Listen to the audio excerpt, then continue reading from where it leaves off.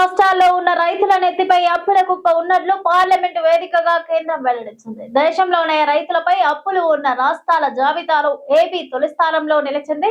ఇక ఈ లిస్ట్ లో తెలంగాణ 5వ స్థానంలో నిలిచింది. ఏపీలో ఒక్కో రైతుపై సగటున 2.35 లక్షల అప్పు ఉండగా, అదే తెలంగాణ రైతులపై సగటున 1.52 లక్షలు ఉన్నట్లు వెల్లడించింది. రాష్ట్రాల్లో ఉన్న రైతుల నెత్తిపై అప్పుల కుప్ప ఉన్నట్లు పార్లమెంటు వేదికగా కేంద్రం వెల్లడించింది. దేశంలోనే రైతులపై అప్పులు ఉన్న రాష్ట్రాల జాబితాలో ఏపీ తొలి స్థానంలో నిలిచింది. ఇక ఈ లిస్టులో తెలంగాణ 5వ స్థానంలో నిలిచింది. ఏపీలో ఒక్కో రైతుపై సగటున 2.35 లక్షల అప్పు ఉండగా, అదే తెలంగాణ రైతులపై సగటున 1.52 లక్షలు ఉన్నట్లు వెల్లడించింది.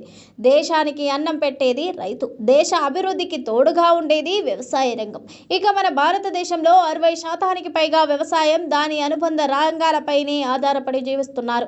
కానీ రైతులు మాత్రం మన దేశంలో నానాటికి అప్పుల ఊబిలో కూరుకుపోతూనే ఉన్నారు.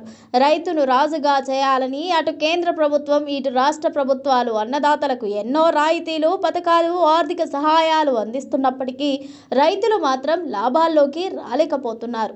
లాభాల సంగతి పక్కన పెడితే వారి నెత్తిపై రోజు రోజుకు అప్పుల కుప్ప కొండలా పెరిగిపోతోంది. ఈ నేపథ్యంలోనే దేశంలో రాష్ట్రాల వారీగా రైతులపై ఉన్న అప్పులకు సంబంధించి కేంద్ర వ్యవసాయ శాఖ మంత్రి శివరాజ్ సింగ్ చౌహాన్ మంగళవారం లోక్సభ వేదికగా కీలక ప్రకటన చేశారు. రైతులు అత్యధిక అప్పులు తీసుకున్న రాష్ట్రాల జాబితాను కేంద్ర మంత్రి వెల్లడించారు. ఇందులో ఆంధ్రప్రదేశ్ మొదటి స్థానంలో ఉండగా, తెలంగాణ 5వ స్థానంలో ఉన్నట్లు పేర్కొన్నారు. ఈ లెక్కన దేశంలోనే అధిక అప్పుల భారం ఆంధ్రప్రదేశ్ అన్నదాతలపైనే ఉన్నట్లు స్పష్టం చేశారు. 2018 జూలై నుంచి 2019 జూన్ మధ్య ఆంధ్రప్రదేశ్లో ఉన్న రైతుల సగటు అప్పు విలువ 2,35,554 ఉన్నట్లు కేంద్ర మంత్రి శివరాజ్ సింగ్ చౌహాన్ వెల్లడించారు.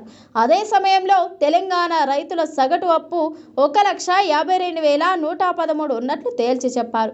అదే సమయంలో దేశవ్యాప్తంగా రైతుల సగటు అప్పుల భారం 74,121 ఉన్నట్లు కేంద్ర మంత్రి లోక్సభలో ఇచ్చిన లిఖిత పూర్వక సమాధానంలో వెల్లడించారు.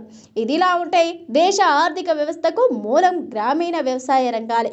1991 తర్వాత చేపడుతున్న ఆర్థిక సంస్కరణలు ఇండియాను ప్రపంచంలోనే 5వ అతిపెద్ద ఆర్థిక వ్యవస్థగా మలిచిన వ్యవసాయ రంగం సంక్షోభంలో కూరుకుపోతుండటంతో దేశంలో ఉపాధి అవకాశాలు మెరుగుపడటం లేదు.